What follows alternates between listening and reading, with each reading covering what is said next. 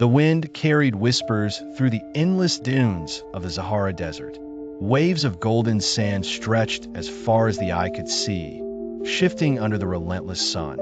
For years, the desert had remained lifeless, save for the few hardy creatures that had adapted to its cruel embrace. But within the heart of the wasteland, an ancient legend stirred, a tale of flowers that bloomed once every 100 years, bringing life where there was only death. A young woman named Amara stood at the edge of the desert, her dark eyes fixed on the distant horizon. She had spent her life listening to the stories told by her grandmother, tales of the eternal bloom, a mythical flower said to possess the power to heal and restore life. Few had ever set eyes on it, and fewer still had returned from their search. The last known sighting had been a century ago. Now, the time had come once more. With a leather satchel slung across her shoulder, Amara tightened her scarf against the rising wind. The journey ahead would be treacherous, but she was determined. If the flowers were real, she would find them.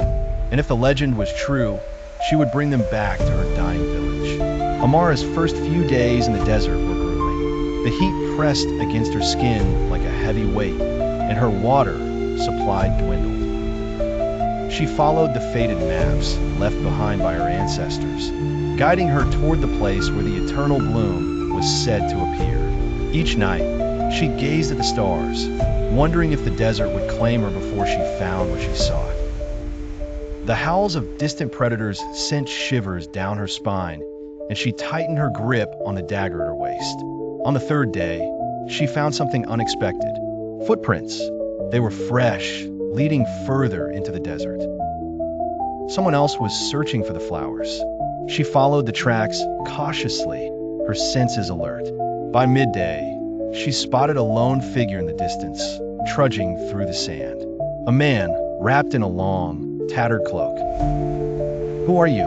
Amara called out, her voice hoarse from thirst. The man turned, his face partially hidden beneath a scarf.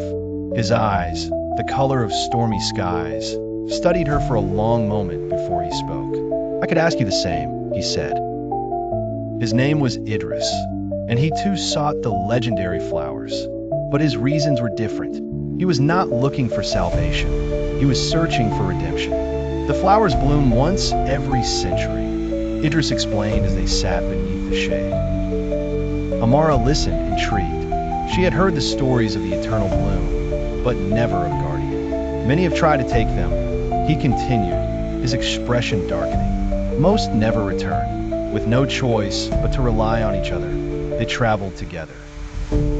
As the days stretched on, the desert began to change. The endless dunes gave way to cracked earth, and whispers filled the air when the wind blew. It felt as though the desert itself was watching them. Then, one night they heard it, a low, echoing hum. It resonated through the ground beneath them, vibrating like the heartbeat of something vast and ancient. Amara and Idris exchanged a glance. They were close. The next morning, they saw the first signs of life, small, delicate plants sprouting from the sand.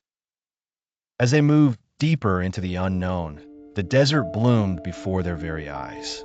They reached a hidden valley, concealed between towering cliffs of black stone. Here, the desert defied its nature. A river wound through the canyon, its waters clear as glass. Trees with golden leaves stood tall, their branches swaying in the gentle breeze. And at the heart of it all, the eternal bloom. A single field of flowers stretched out before them, their petals shimmering with an otherworldly glow. The sight was breathtaking, a miracle in the midst of the barren wasteland. But something stirred. The air grew heavy, and a shadow loomed over them. The Guardian had awakened. From the depths of the oasis, a figure emerged, a creature unlike anything they had ever seen.